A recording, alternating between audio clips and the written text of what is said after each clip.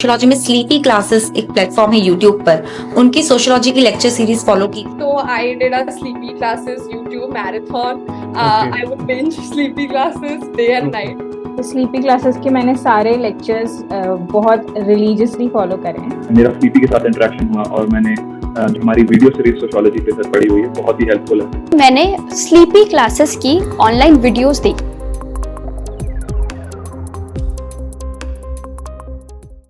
Hello everyone, मेरा नाम नौशीन है और इस साल यूपीएससी सिविल सर्विसेज एग्ज़ाम में मुझे रैंक 9 मिली है। ये मेरा 4th अटेम्प्ट था और आज मैं डीकेटी के मीडियम से मैं आपको अपनी स्ट्रैटेजी बताना चाहूँगी।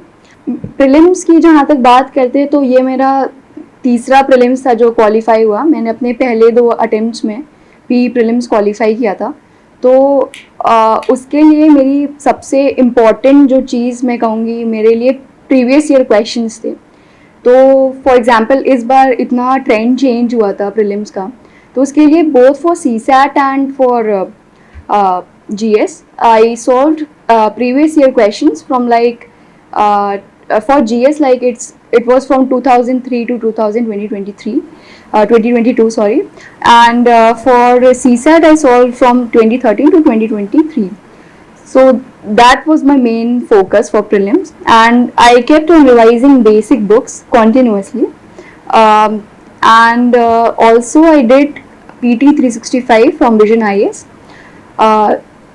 All these sources I kept on revising until the last moment. So even though the trend of the exam was very unusual, I could clear it. I don't know what marks I have got, but I think that I passed it with a comfortable margin.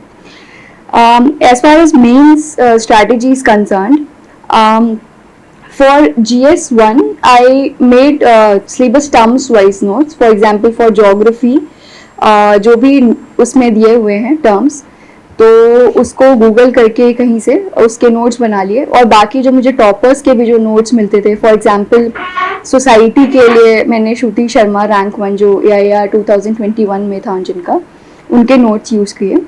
और इसके साथ साथ अगर GS2 की बात करें तो उसके लिए मैंने पॉलिटी वाले सेक्शन के लिए पूरी श्रुति शर्मा के नोट्स यूज़ किए, और उसके साथ साथ मैं न्यूज़पेपर के डेली नोट्स बनाती थी और उसको जो टॉपिक वाइज सेक्शंस हैं उसमें ऐड करते जाते थे। जैसे फॉर एग्जांपल अगर केरला के फिस्कल फेडरलिज्म का इशू चल रहा है तो उसको उस सेक्शन में ऐड करना है, फेडरलिज्म वाले सेक्शन में। उसके साथ साथ IR के लिए मैंने स्पेशली न्यूज़पेपर के नोट्स बनाए। जो भी न्यूज़ चल रहे थे उस टाइम पर उसके डेली आर्टिकल्स से मैं कुछ पॉइंट्स लेती थी, और वो मुझे एक्चुअल एग्ज़ाम में बहुत काम किया, क्योंकि मेरा वो आंसर जो था वो और लोगों से थोड़ा अलग हो गया था क्योंकि मैंने न्यूज़पेपर से नोट्स बनाए थे। GS3 का similar strategy, topic wise notes, और बाकी टॉपर्स के जो नोट्स जो मुझे अच्छे लगते थे मैं उनको अपने नोट्स में ऐड करती जाती थी। और इसके साथ साथ न्यूज़पेपर का जो डेली चलता था, जो इन्वायरमेंट का सेक्शन हो गया या फिर जो सिक्योरिटी का सेक्शन हो गया, तो डेली जो न्यूज़ आती थी उससे जो पॉइंटर से मैच करते थे मैं उनमें ऐड करती जाती थी। GS4 की जहाँ तक एथिक्स की बात है तो मैंने बहुत सारे एग्जाम्पल्स कलेक्ट किए। तो मैंने कुछ 75-80 एग्जाम्पल्स इस बार टॉपर्स की कॉपी से और न्यूज़पेपर के नोट से मैंने बहुत सारे कलेक्ट करके रख लिए थे, और मैं उनको ही बार बार याद करती थी। और मैंने ऐसी कोशिश की कि मैं जो एथिक्स का सिलेबस है वो इंटरनलाइज करूँ, और वहाँ जो क्वेश्चंस पूछे जा रहे हैं उनको मैं, जो मुझे दिल से लगता है कि जो सही होना चाहिए वो मैं लिखूँ, और इसके साथ साथ एग्जाम्पल्स ऐड करते जाऊँ। तो जो भी क्वेश्चन आता था उसके हिसाब से मैं एक पॉइंटर देती थी और उसके साथ साथ एक एग्जाम्पल। और इसके साथ साथ मुझे लगता है कि इस बार जो मैंने अपनी स्ट्रैटेजी में चेंज लाया है वो ये था कि मैंने ज़्यादा टेस्ट सीरीज ना सॉल्व करके, जो कोचिंग की टेस्ट सीरीज होती है उसको ज़्यादा ना सॉल्व करके मैंने प्रीवियस ईयर क्वेश्चंस किए। तो जैसे 5 साल 6 साल के क्वेश्चन पेपर्स मैंने लिए और उनको मैं 3 घंटे में लिखती थी मेंस के, और उनको फिर जो भी स्टैंडर्ड कोई आंसर होता था उससे मैं मैच करती थी और मैं देखती थी कि क्या क्या पॉइंट्स ऐड कर सकते हैं। तो इससे मेरी बोथ टाइम की प्रैक्टिस कि 3 आवर्स में कैसे कंप्लीट करना है, और दूसरा मेरी कंटेंट कैसा होना चाहिए, क्योंकि बहुत सारे क्वेश्चंस का जो कंटेंट होता है वो रिपीट होता है हर साल, तो उसके लिए मैं वो यूज़ करती थी। उसके साथ साथ GS4 के लिए स्पेशली मैंने टॉपर्स के जितने एग्जाम्पल्स है, जितने उनकी जो अलग तरीके से वो जो लिखते थे वो मैंने अपने में इंक्लूड करने की कोशिश की। बाकी तो अभी मार्क्स आउट नहीं हुए, तो मैं अभी इतना ज़्यादा नहीं कह सकती कि मुझे किस में मैंने कितना नंबर स्कोर किया। जहाँ तक इंटरव्यू स्टेज की बात है, तो उसके लिए मेरा फर्स्ट फेज़ में इंटरव्यू आ गया था, तो मेरे पास ज़्यादा टाइम नहीं था, तो मैंने अपना एक पीयर ग्रुप बनाया। हम 4 लोग थे, हम 1-to-1 सेशंस करते थे। तो जैसे वो हमसे हम 4 लोग थे, तो हम लोग हर आदमी हमसे 15-15 मिनट इंटरव्यू अपने डैब से लेता था, तो उससे बहुत हेल्प मिली। उसके साथ साथ मैं अपने फ्रेंड्स के साथ डिस्कस करती थी।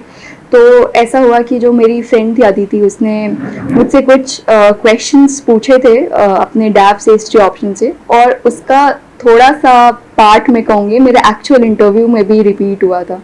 तो मुझे लगता है कि मॉक से ज़्यादा मैं कहूँगी अगर आपस में जो फ्रेंड से डिस्कस करके जो हमारा एक आंसर, एक फ्रेम ऑफ माइंड डेवलप होता है, उससे बहुत हेल्प होती है इंटरव्यू में कोई भी क्वेश्चन टैकल करने के लिए। उसके बाद अगर बुक लिस्ट की बात की जाए, तो मैंने जैसे बताया GS 1 to 4 यही मैंने फॉलो किया, और जो बेसिक बुक्स होते हैं वो तो कहीं भी मिल जाती है, स्पेक्ट्रम, लक्ष्मीकांत एंड अदर्स। जहाँ तक बात है कि कोचिंग वर्सेस सेल्फ स्टडी, तो मैं सेल्फ स्टडी पे फोकस करना चाहूँगी।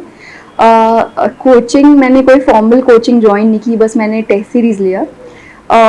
उसके साथ साथ मैं जब जामिया RCA गई अपने सेकेंड अटेम्प्ट के बाद, तो वहाँ जो मेरा पीयर ग्रुप था और जो उनके साथ मैंने आंसर राइटिंग की, नोट्स मेकिंग की, उससे मुझे बहुत हेल्प मिली। तो मैं कोई कोचिंग एज सच मैं प्रमोट नहीं करना चाहूँगी।